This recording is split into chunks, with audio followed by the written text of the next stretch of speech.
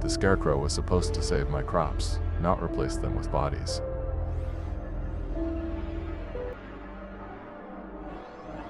The last time I saw my father, he was a scarecrow.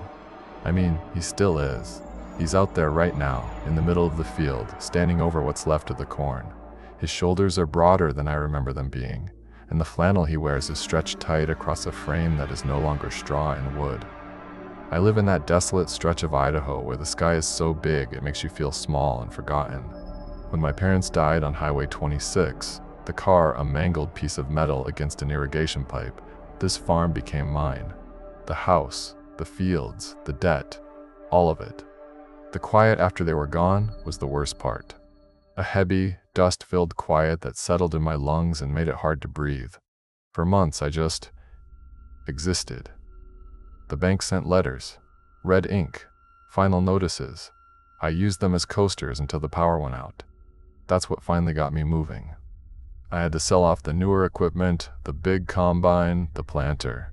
It felt like selling off pieces of my father, but bills don't care about sentiment. So I was left with the old ways. Tilling, planting by hand. Hours under that oppressive sun, my back screaming, my hands raw. But the work helped. It was a rhythm. Push the seed into the soil, cover it, take a step, repeat. My sweat watered the dirt. It was penance, maybe. And when the first green shoots pushed through the soil, I felt something shift in me. A flicker of pride. I was keeping it alive, keeping him alive. Then came the crows. God, the fucking crows. Not just a few, a legion.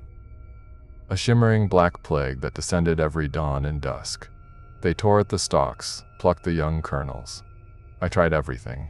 Reflective tape that made the field look like a sad birthday party. An owl decoy they used for target practice. Nothing worked.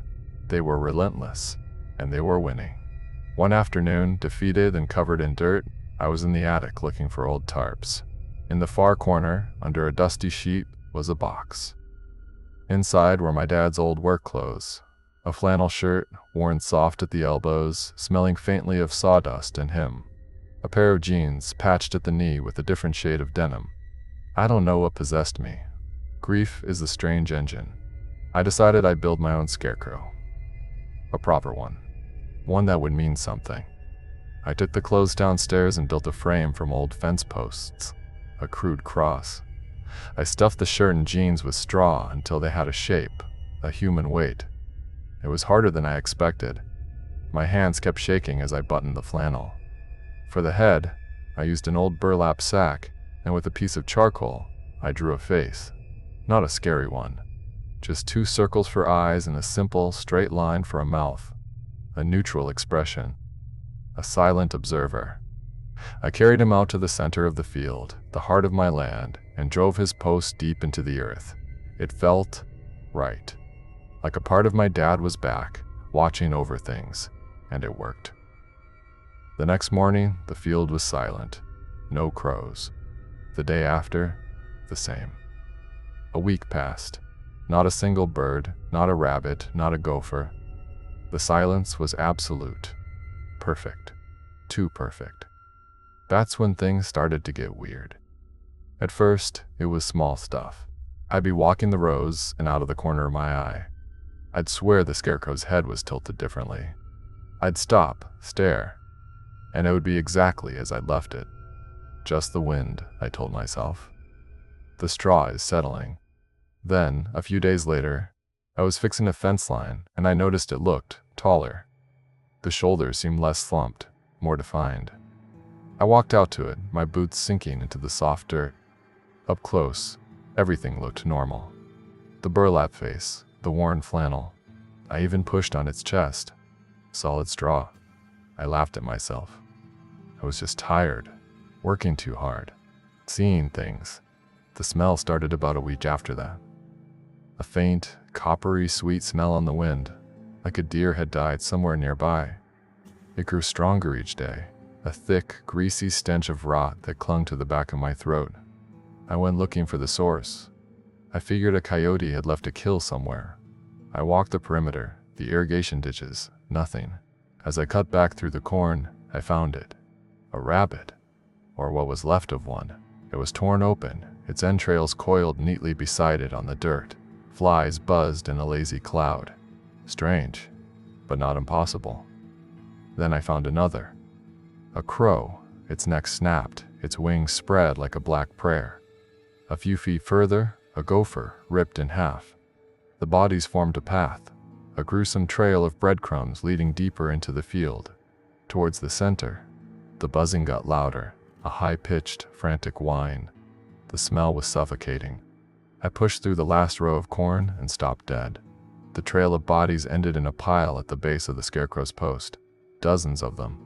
Crows, rabbits, field mice, all mangled and decaying in a mound of fur and feathers. A throne of carcasses. But that wasn't what made the bile rise in my throat. It was the scarecrow itself. It was no longer stuffed with straw. The frame I built was now filled with something else. The flannel was dark with moisture, stretched tight over a solid, fleshy shape. A grimy, waxy hand, the fingernails cracked and yellow, protruded from one of the cuffs. The burlap sack I'd drawn a face on was gone. In its place was my father's head. The skin was gray and leathery, pulled tight against the skull. His cheeks were sunken, his jaw hung slack, dislocated. But his eyes, Christ, his eyes were open. They weren't the warm, kind eyes I remembered. They were pale, milky orbs, and they were fixed on the sky, scanning, hunting. I stood there, paralyzed, my heart hammering against my ribs like a trapped bird. I couldn't breathe. I couldn't scream. As I watched, a shudder ran through the body on the post. Its head swiveled with a wet, cracking sound, the dead eyes slowly turning, sweeping across the field. They passed over me without a flicker of recognition before locking onto the horizon again. Its duty was the field. I was just part of the scenery. I finally found my legs, and I ran. I didn't stop until I slammed the farmhouse door behind me, my breath coming in ragged, tearing sobs. I spent the night staring at a wall, praying to a God I hadn't spoken to in years. No answer came. The next day, he was still there. The pile of dead things at his feet was bigger. That was weeks ago. The corn is gone now. They rotted on the stalk, choked out by the sludge that seeps from the ever-growing mound beneath him. The soil is black and soft with decay. The air is so thick with the stench of death I have to tie a cloth over my face to go outside. I can't leave. This was his land. It's my land. But we don't own it anymore. He does. He stands there day and night. A silent, rotting sentinel in his favorite flannel shirt. He protects his harvest. And I am his only son.